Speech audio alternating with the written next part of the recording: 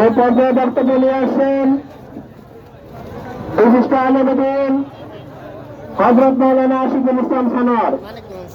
হযরত মাওলানা আশিকুল ইসলাম সানোয়ার। সংগ্রামী তৌহিদ জনতা, আমরা অত্যন্ত দুঃখ ভারাক্রান্ত হৃদয়ে আজকের এই প্রতিবাদ মিছিলে উপনীত হয়েছি। আপনারা জানেন, দালাল রাষ্ট্র, দখলদার বাহিনী, ইসরায়েলি বাহিনী, যারা ৭০ বছর যাবৎ ফিলিস্তিনের অসহায় নিরীহ মুসলিম জনগোষ্ঠীর উপরে হামলা চালিয়ে দমন নিপীড়ন চালিয়ে আসছে।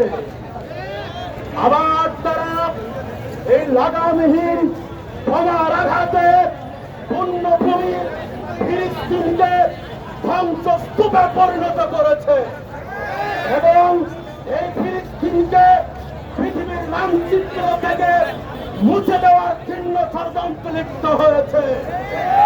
আমি এই ফিলিস্তিনের মা, বোন আর নারী শিশুদের হাজারি দেখি আর ভাবি